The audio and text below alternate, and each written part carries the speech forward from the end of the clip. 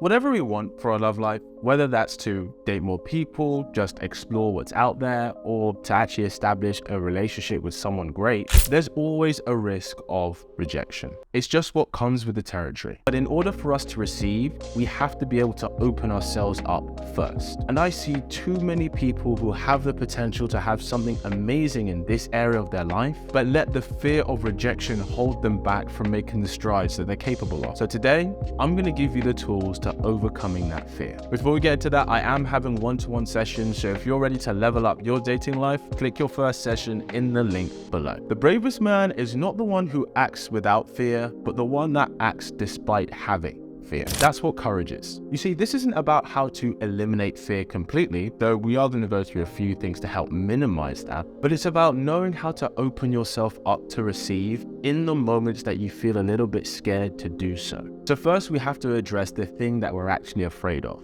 rejection. Rejection is a natural part of life. And of course, it can be especially hard when we're trying to put ourselves out there for a relationship. The vulnerability that comes from opening yourself up to a stranger, yeah, of course, there's going to be a natural fear that comes with that. But this isn't a bad thing, because here's what fear actually is.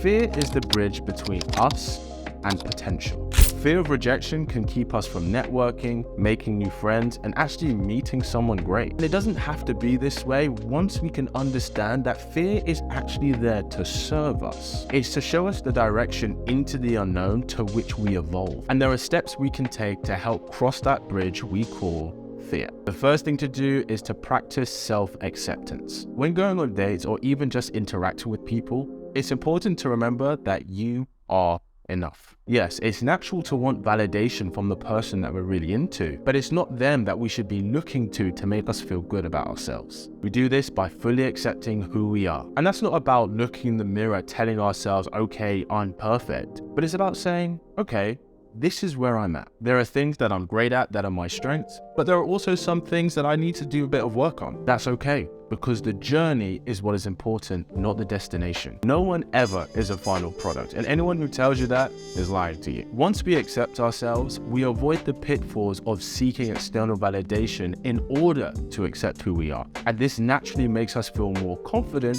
around the person that we're into. Now, the next thing we have to think about is about having realistic expectations. Not just about us, but about the other person especially. When we're really into someone, especially when we're still getting to know them, we tend to fill in the blanks with our imagination that paints this certain picture of them that we love that may not actually be the reality. We can accept things that we shouldn't, build up scenarios that aren't there, or the most common one that I see all the time is putting unexpressed expectations onto a situation. This is the biggest killer of relationships before they even start. Unexpressed expectations. And I completely get it. It can be difficult not to expect the other person to completely reciprocate our feelings that we have towards them, especially when we feel we've taken the risk to show them how we feel. You know, we've taken that step to be vulnerable. But the way that we should look at this is the classic saying, I love you scenario. You know, when we say to someone, I love you, and then they don't say it back, that makes us feel a type of way. It makes us go, what the hell? Like, I just told you I love you and you're not saying it back. But here's the mindset that we need to have towards this that actually works best for us. Because this doesn't just show us in the best light, but it also releases the pressure from us needing them to say it back.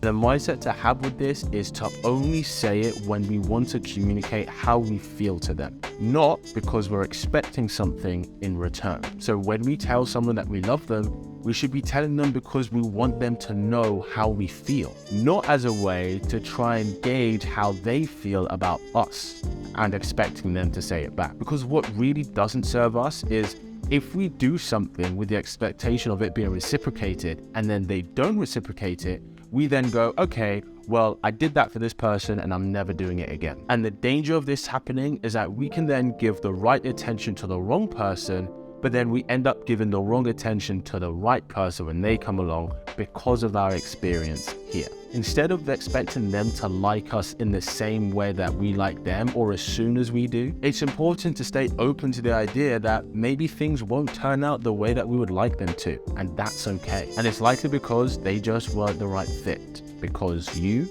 are enough. This next way that really helps us overcome fear of rejection is to connect with the people that we already know. This can help us build our confidence, and it's a great way to meet people anyway. I was talking to a woman that I was working with recently, and she said that she wants to establish a strong friendship with a guy before it becomes anything romantic. And she was saying that every guy that has interest in her where it's reciprocated, they do try to date her romantically straight away. Now, after talking with her and saying that, look, it's pretty natural that if a guy is romantically interested in you, he wants to move forward in a romantic setting, and that it's natural for him to want to put the romance first before the friendship. I said, well, look at your male friends then, because it's likely that actually a couple of them do want to date you. And by her standard, she'd already developed a friendship or foundation with them. And in this situation, you know you like who they are, because if you didn't, you wouldn't be friends with them. And that was an open avenue for a relationship that she didn't even realize that she had.